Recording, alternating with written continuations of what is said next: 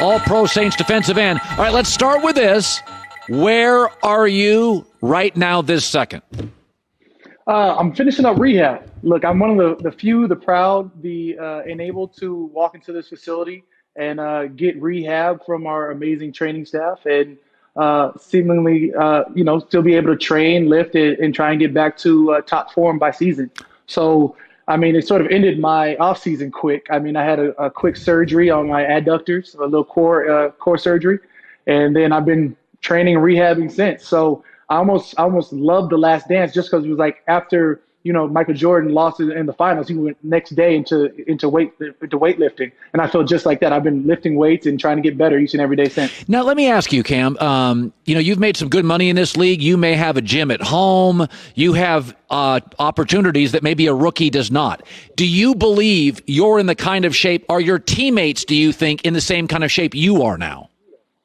Absolutely. I've been in numerous phone calls with all of my teammates, and everybody's training however they can get it, whether that be, finding some remote piece of grass that they can tear up, or, they have their own backyard. Everybody's getting it with the same mentality that we've got to strive and push ourselves farther than we did the year before. So a story came out yesterday that Taysom Hill is your guy. And I said to start my show today is 5 years ago, I look at Taysom Hill and I think, I don't know if that's an NFL quarterback. But now I watch guys like Josh Allen and Lamar, guys running around, and I look and I think, well, why not? I mean, guys run around all the time now. It's almost like you have to run. You've seen a lot of Taysom Hill. I worry about he gets hit. He runs around. Do you worry all if he's the guy eventually, he puts himself in harm's way? I mean, mobile quarterbacks has definitely been the wave since Mike Vick. It's very rare to catch pocket passers like, the premier Drew Brees or Tom Brady type. When you think about mobile quarterbacks, you've had everybody out there from, again, Mike Vick, Alex Smith, who was mobile in the pocket, Russell Wilson, the Cam Newton was the biggest one, MVP type. Mahomes, Lamar, and Lamar is different. I don't know if I've seen a quarterback with his speed since rookie RG3. Yeah, I think I think he's faster than RG3 actually. In a straight line. Yeah. When I'm talking about rolling out, taking cuts, and then coming around the corner, I don't think there's anybody going as fast as Lamar and RG3. But Taysom for sure, straight line downhill. When he's covering the kickoff, he can get downright blazing. From everything that Taysom brings to the table, if the organization says he's the guy, then he's the guy. I don't have to worry about it. We still got Drew. If Drew goes down, we have Taysom, who has been dubbed the guy, and Jameis Winston, who we all know can go for 30 touchdowns. By the way, have you talked to Jameis Winston? Have you seen him?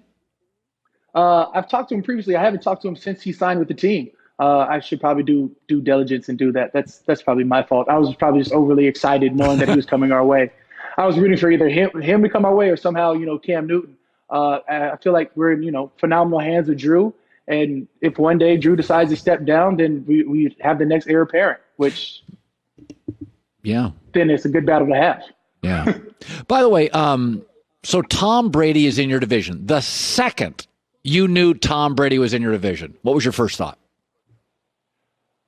The second he got into our division, I was like, ooh, the most epic games are happening twice a year now. You've got Tom Brady versus Drew Brees. And then automatically I saw Tampa Brady was in copyrights already. And I was like, that makes sense. They're officially Tampa Brady's.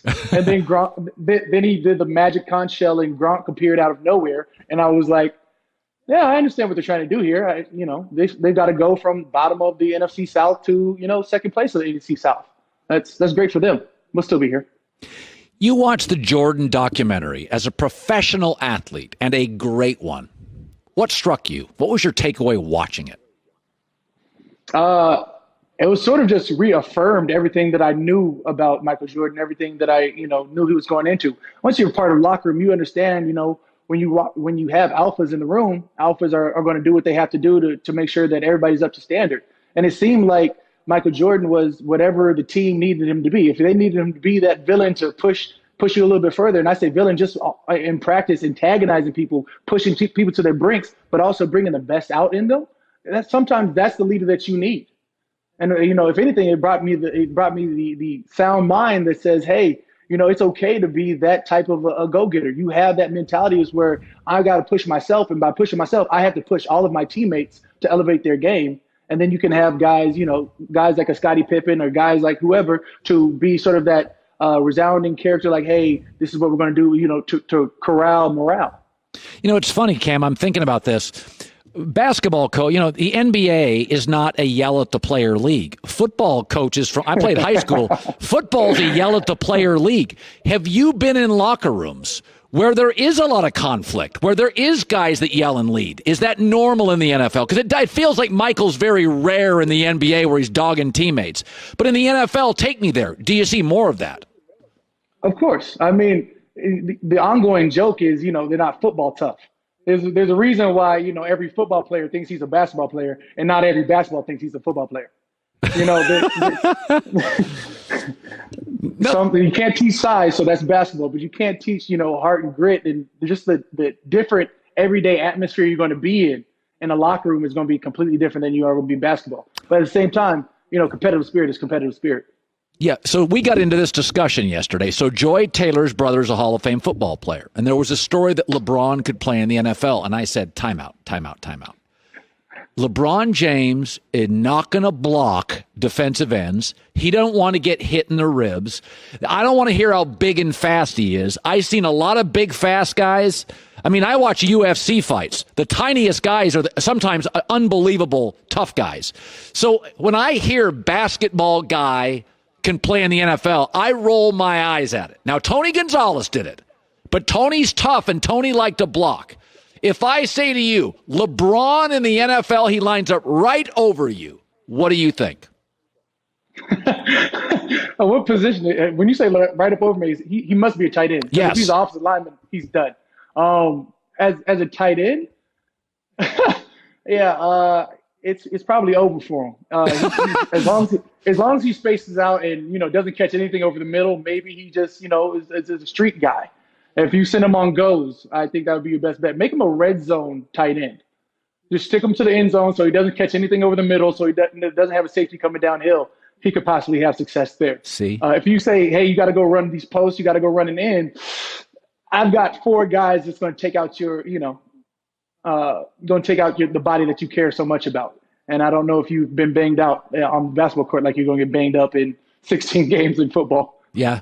So, yeah, this is what we talked about yesterday. See, this is exactly what I think. Is I don't think basketball players, they bounce off a 6'11" skinny guy, go over the middle once in the NFL. Gronk couldn't stay healthy. Gronk was 265, couldn't stay healthy. I mean, the league is so brutal. Okay, you're in this Madden NFL virtual tournament tonight. Tell me about it. Look, it's huge.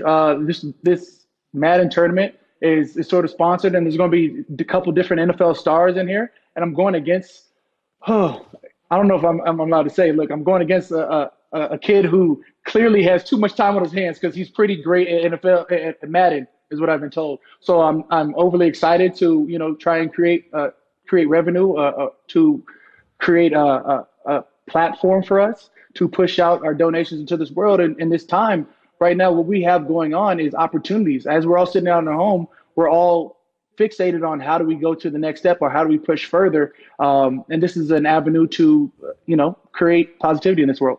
Cam Jordan Saints, I love talking to you, man. Always appreciate you giving time for us. Good luck on your rehab. Good luck. I appreciate it. Thanks for having me on as always. You bet. Hi, everybody. Thanks for watching. Subscribe here to get the latest from the show. Also, be sure to check out more of the best clips from The Herd or go watch a few segments from other shows on FS1.